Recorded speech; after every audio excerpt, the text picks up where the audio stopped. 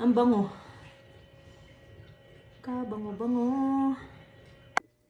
Hello guys! Maghahanda po ako ng hapunan ngayon at ang akin pong iluluto para sa supper namin ay ang steam tilapia. Ayan. So, ganito lang guys ang gagawin natin. Steamer. And then, lalagyan po lang natin hihiwaan pa natin ng isda dito. Medyo frozen po itong aking fish.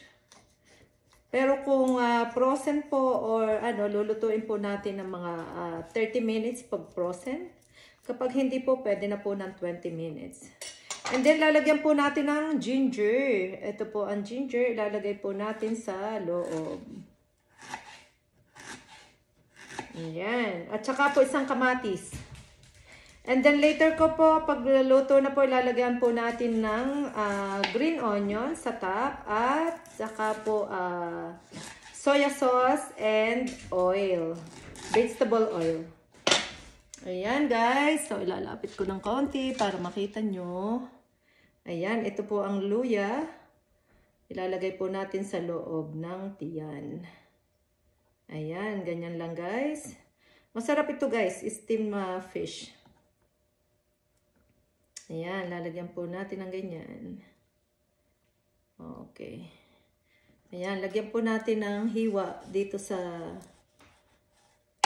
ibabaw at saka po dito sa both sides. Lagyan po natin ng hihiwaan po natin yan. Ayan, matigas-tigas pa po. Galing po ito sa freezer pa, kaya medyo matigas.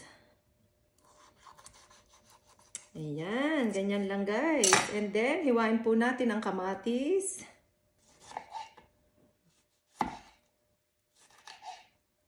Ayan, okay lang po may buto ang kamatis kung hindi nyo matanggal.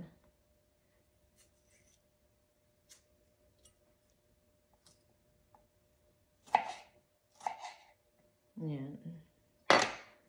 Okay guys, ganyan lang po. And then magluluto po tayo ng separate ng vegetable oil at ng soya. Then ilalagay po natin dito sa steamer. Ayan.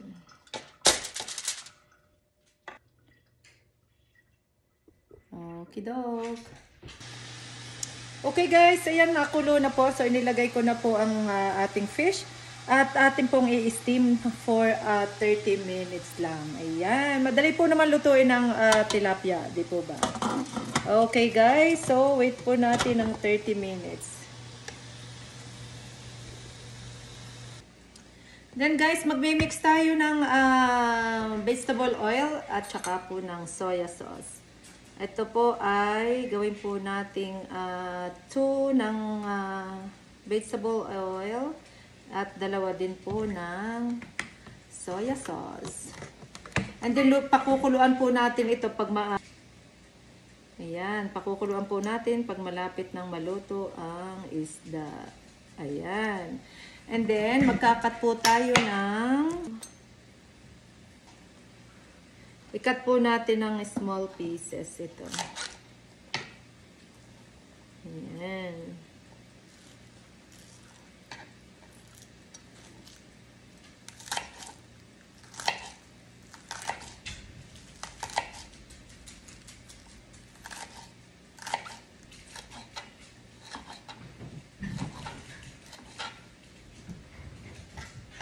Ayan, ito po ang ilalagay natin sa ibabaw. And then, atin pong pakukuluan ito mamaya bago maluto ang isda.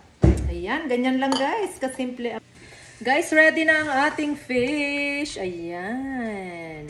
Soya sauce. Ayan. Lagay po natin dito sa ibabaw. Wow!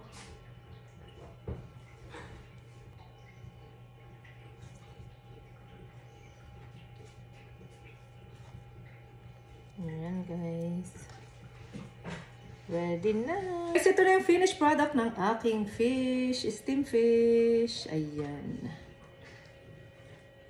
Ang bango. Kabango-bango.